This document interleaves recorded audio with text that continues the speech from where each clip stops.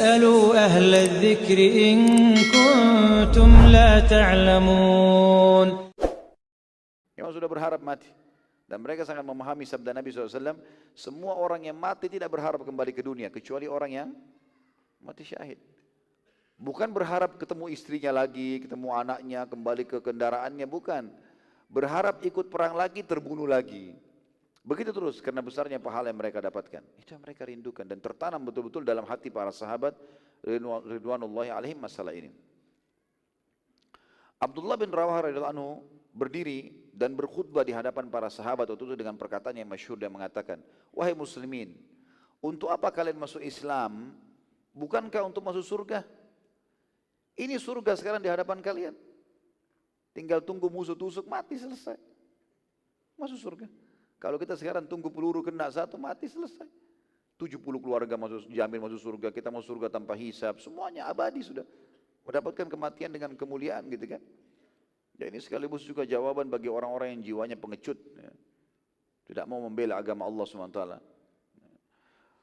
Maka di sini teman-teman sekalian, beliau berkata juga, bukankah setiap orang dari kalian keluar dari Madinah karena berharap mati syahid? Ini sekarang peluangnya depan mata. Lalu untuk apa kalian untuk apa kalian ragu dan menunda penyerangan? Tentu di sini teman-teman sekalian, saya sudah bilang tadi, semuanya sudah setuju sebenarnya, tapi termasuk sunnah Nabi SAW, walaupun pasukan sudah keluar untuk berperang, tetap butuh motivasi-motivasi. Semua di kancah jihad dari zaman Nabi SAW sampai Khulafa' Rashidin, sampai Umayyah, Abbasiyah, Uthmaniyah, semuanya teman-teman pasti tetap ada motivatornya. Ada orang-orang yang memberikan motivasi. Di perang melawan Persia di zaman Umar bin Khattab dan dipimpin oleh Sa'ad bin Abi Waqqas, Sa'ad bin Waqqas memimpin 30.000 pasukan melawan 240.000 pasukan pada saat itu dan menang. Salah satu strategi Sa'ad waktu itu, Sa'ad lagi sakit, kena penyakit kulit yang di punggungnya penuh, dia nggak bisa, kena bisul-bisul yang tidak bisa dia berdiri. Jadi dia harus tengkurap. Maka dia minta dinaikkan di atas bukit yang tinggi. Kemudian dia melihat peperangan, kancah peperangan dari atas. Waktu dia lihat pasukan musuh besar, dia tahu pasukan muslim ini memang mau tunggu jihad, memang mau mati syahid, tapi dia tetap motivasi. Dia bentuk pasukan-pasukan dipecah jadi pasukan-pasukan kecil. Kemudian di setiap pasukan itu harus ada orang yang suaranya indah dalam membaca Al-Quran dan khusus memilih ayat-ayat tentang jihad dan keutamaannya. Yang satu lagi yang akan menafsirkan ayat-ayat jihad itu dengan kalimat-kalimat motivasinya. Sehingga betul-betul sebelum bertemu dengan musuh, mereka sudah terbakar dengan semangat untuk mengejar surga. Gitu kan. Abdullah radhiyallahu anhu terus saja memotivasi pasukan sampai semuanya bersemangat dan bertakbir dan siap untuk menyerang musuh. Seluruh pasukan muslimin lalu berkemah di dalam Mu'tah menunggu pasukan musuh tiba.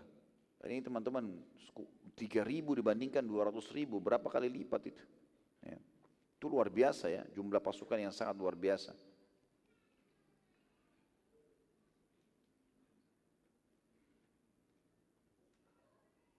Ini kurang lebih kalau kita hitung sekitar 80 kali lipat ya.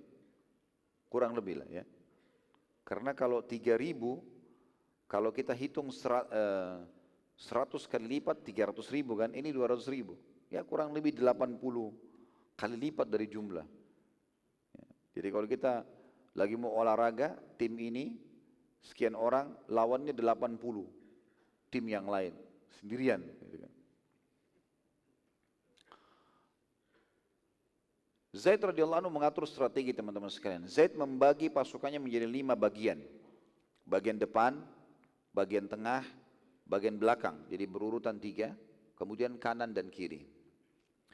Saat pasukan sudah saling berhadapan, tepatnya selepas sholat subuh, masih gelap. Tiba-tiba Zaid memerintahkan muslimin untuk menyerang.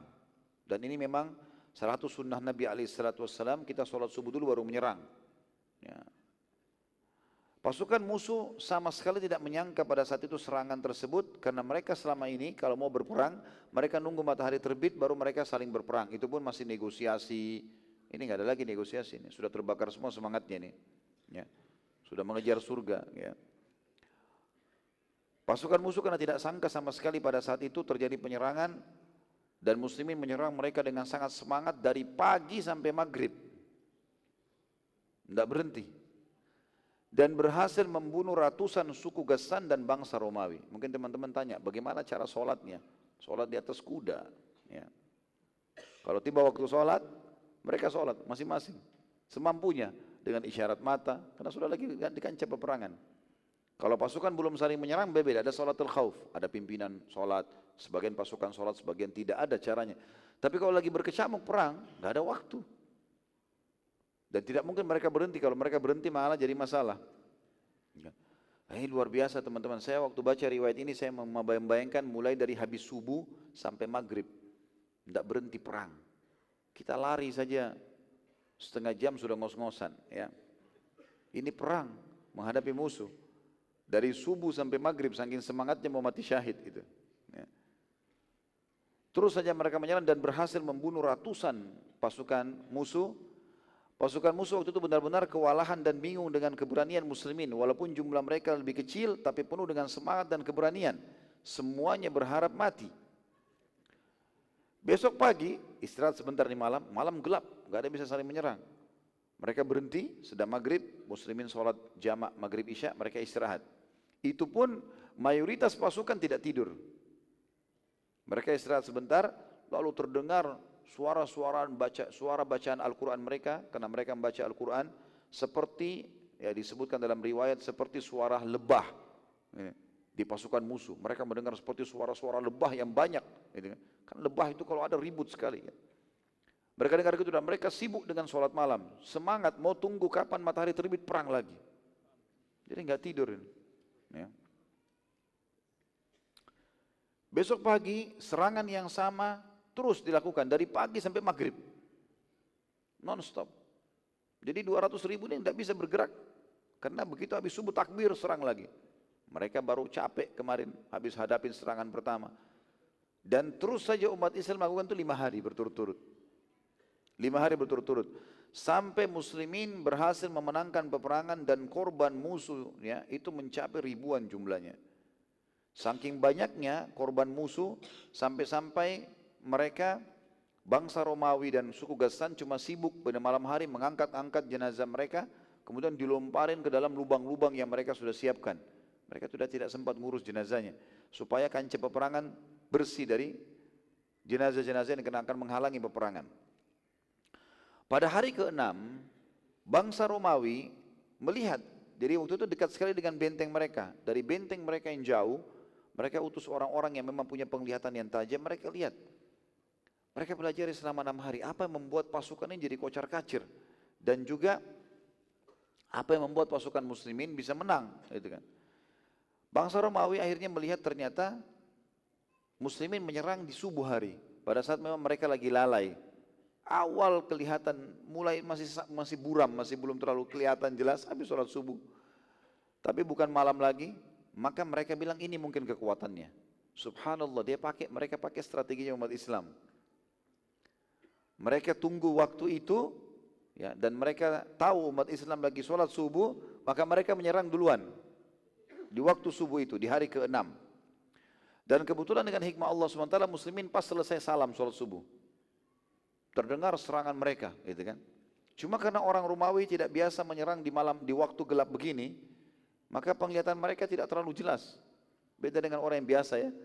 Kalau kita terbiasa dengan lampu seperti ini teman-teman sekalian, satu waktu kita pergi ke satu tempat yang tidak ada lampu jadi gelap. Saya pernah subhanallah sama beberapa teman-teman itu masih di Madinah, di waktu hari libur Jumat, ya waktu itu hari Rabu, Kamis, Jumat, kami coba pergi ke padang pasir. Masuk ke padang pasir, pasang kemah di tengah padang pasir, nggak ada kehidupan. Untuk melatih keberanian, berani nggak ini? Dulu saya sama beberapa teman-teman gitu pasang kemah. Itu malam hari teman-teman, kita kalau lagi tidur ada suara serigala dekatnya kemah. Banyak lembah, padang pasir. Gitu. Tapi kita coba tinggal di situ. Tapi alhamdulillah kita sholat berjamaah di situ, kita baca kitab Riyadhus Shalihin gitu. Tapi untuk melatih itu, kita pergi naik ke gunung-gunung, cari mata-mata air yang di situ yang tidak ada orang gitu. Padang pasir luas sekali. Berapa hari karena tidak lihat cahaya lampu, nggak ada lampu, gelap. Masuk di kota Madinah, kayak aneh rasanya, kayak asing. Melihat lampu lagi kembali.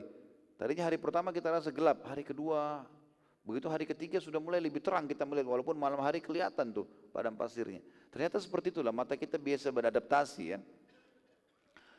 Karena mereka tidak sempat seperti itu, tidak terbiasa bangsa Romawi, maka mereka agak kewalahan awalnya menyerang.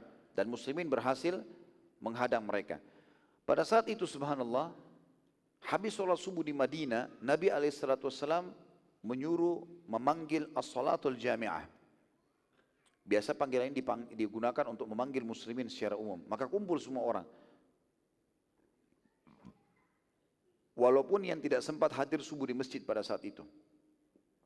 Mereka ada yang berhalangan atau mereka pergi sholat jauh mereka sholat di dekat suku-suku mereka, karena dulu di Madinah banyak masjid. Seperti ada masjid Qiblatain, ya, ada masjid suku-suku itu punya masjid sendiri. Nanti mereka kalau sempat mereka ke Masjid Nabawi, kalau tidak sempat mereka sholat di masjid mereka. Karena mendengar as-salatul jami'ah, dan dulu caranya adalah ada orang yang berteriak, misalnya Bilal berteriak as-salatul jami'ah. Nanti ada yang menyambung suara Bilal di jarak waktu tempat tertentu yang kira-kira sudah tidak terjangkau lagi suara Bilal. Terus begitu sampai terdengar ke seluruh Madinah. Berkumpullah pada saat itu orang-orang, dan Nabi SAW mengatakan, aku akan menceritakan kepada kalian. Pada saat sahabat tanya, wahai utusan Allah, ada apa? Kata Nabi SAW, aku akan menceritakan pada kalian peperangan yang sedang terjadi di Mu'tah. Dan hari ini adalah hari ke-6 mereka berperang. Sebelumnya Nabi SAW belum menceritakan. Hari ini hari ke-6, dan hari inilah peperangan yang sebenarnya. Maka Nabi SAW menceritakan kejadian tersebut sebagai mujizat dari Allah SWT yang maha mulia. Jadi seperti Nabi SAW sedang melihatnya. Dan Nabi SAW melihat kancah peperangan tersebut, dan beliau menceritakan bagaimana keadaannya, bagaimana situasinya, si fulan takbir, si fulan menyerang, musuh ada pasukan begini, jumlah mereka begini, diceritakan oleh Nabi SAW. Nabi SAW mengatakan, sungguh aku sekarang melihat Zaid sedang memegang bendera dan masuk menyerang di tengah-tengah musuh, dan dia dikerumuni oleh musuh sementara muslimin sedang berusaha melindunginya. Sampai akhirnya beberapa anak panah dari jarak jauh mengenai tubuh Zaid, dan jatuhlah Zaid mati syahid. Radhiyallahu anhu, itu di hari ke-6. Gitu kan? Dan ini tentu teman-teman sekalian terjadi setelah orang-orang Romawi mempelajari kekuatan muslimin. Selain mereka menyerang pagi, juga diketahui kalau pemimpin muslim ada ini. Karena pemimpin waktu itu harus pegang bendera. Semua pemimpin perang muslimin memegang bendera. Dan mereka harus punya keterampilan, pegang bendera di tangan kanan atau tangan kiri, tangan satunya harus pegang pedang. Mereka tidak punya perisai, gitu kan? Kalau pasukan umumnya muslimin pegang perisai satu, pegang pedang satu, atau pegang tombak, pegang perisai untuk melindungi dirinya. Pemimpin perang tidak seperti itu, terbuka sekali.